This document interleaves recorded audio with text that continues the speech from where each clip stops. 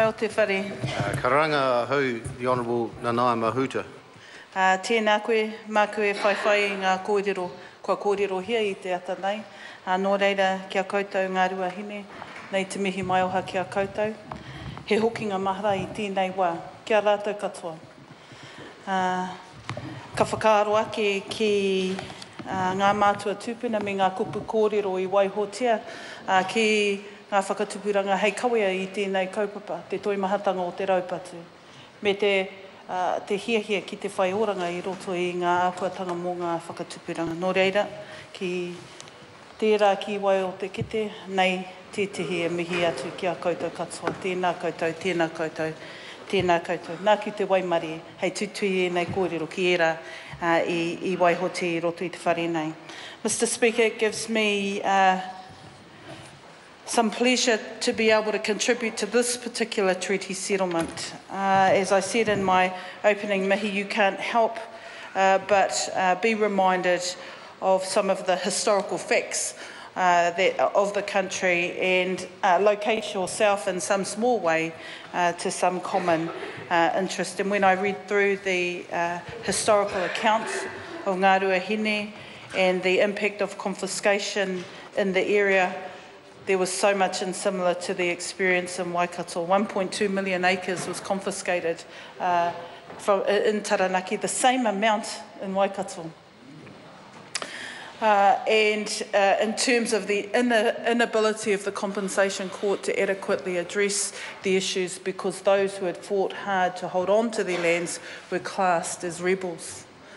And the dislocation that people had as a result of raupatu from their land, how that turned relationships around, often within hapu, within whānau, those who fought with the Crown and those who remained loyal to the aspirations of their people. All of this kind of gets churned up as a result of combing through the historical facts and the events that occurred. I grew up as a child that only heard stories of people who had remembered their tūpuna who had fought during particular times. But can I say this as a child of a raupatu area, he rongoa I roto I te mamai. Because we were very well assured that despite the burden of obligation that the generation above me, my parents' generation, my father's generation, had to address the issue of raupatu, it was so that the next generation had the ability to look forward. In some small way, the settlement process enables that to happen. It's not a complete redressing of all those wrongs, but it is a window and a door that you can choose to walk through so that things can be better for the next generation, so as not to forget the past, but so as to be able to walk confidently into the future and say, this is who our ancestors were and what they believed in. This is who we are now, and this is how we choose to be going forward into the future. And for all that, I acknowledge Ngaruahine. I acknowledge everything that's in this particular settlement and what you've tried to achieve. I had a look at some of the aspects of the settlement, and can I say that at the Select Committee level I'm particularly interested in how at the local government level the instruments that enable your participation in the planning and regulation aspects of what happens within your particular region I will take a particular interest in, because I know that so much of what can happen going forward into the future will require your own determination of your development aspirations and locating that within your own area, working with local government, working with business, working with all those groups you have to work with to give full effect to what you want to do. I also note that there are relationship accords with key government agencies. And we had just had a debate yesterday in the House with the Minister noting the post-settlement unit and how that unit can be a really key part of ensuring that these accords are monitored, evaluated and operating in the way that the settlement intends it to operate. Because if it falls short of that, it falls short of your aspirations contained in the settlement. I anticipate that while it may not on the surface be appropriate for certain matters to be relitigated, Minister, I anticipate that the Y552 issue, even though it's gone to the High Court and had a determination or that may well come back to the Select Committee through a submission. And often I've noticed through the treaty settlement process that people use the Select Committee as a way to be able to tell their story and have it recorded and heard in some way, shape or form.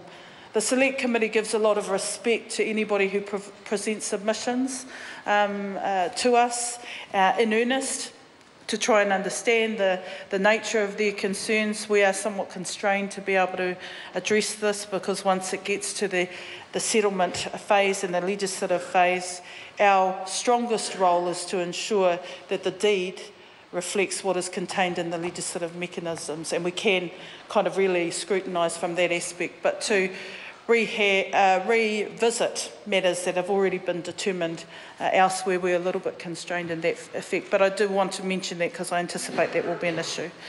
I also note the matters with regards to the conservation estate and, you know, the conservation legislation is still in itself one of those acts of law that has the strongest reference to giving effect to the Treaty of Waitangi. So the treaty settlement process has enabled us to really kind of have a high level of expectation on these accords and these instruments through the conservation estate to be able to make sure that they're working to their full extent as well. Do you know what? Over time, I've considered in this House, and I've been here as long as the Waikato Raupati settlement, 20 years next year, the conservation lands might be the last bastion of New Zealand land solely held for our people in the public estate. And Māori are inserting themselves right in there saying we're going to partner how these lands are going to be managed for the benefit of all New Zealanders. That can only be good because more and more we're seeing so much of the New Zealand estate sold elsewhere, out of our hands. And you know, the next generation are quite fearful about that. So New Zealanders owe a huge debt of gratitude to iwi through their good nature, who have said we can do this with the Crown for the benefit of all New Zealanders.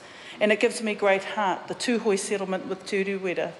That will radically, I think, transform the way in which people will look at co-management and co-governance of a beautiful estate like that, as does yours.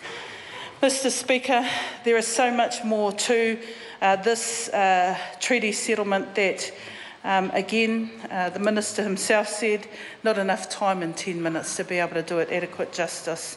But you can rest assured, Ngaruahine, that the diligence of our Select Committee Chair and his good nature to enable us to investigate any matter that we require, and members, that's right, the member from New Zealand first, to investigate those matters that are really important, to give you an assurance that we're doing the best job we can do to steward through what has been a huge and long effort of a number of people. But most importantly, the total sum of that effort is courage. Courage and conviction. Nō reira, I roto I era kupu iti, ka waihotia I roto I nei ki te kōrero mā koutou hei haria, hei whakahokia ki te kāinga. Nō reira, tēnā koutou, tēnā tātou katoa. Karanga ahau.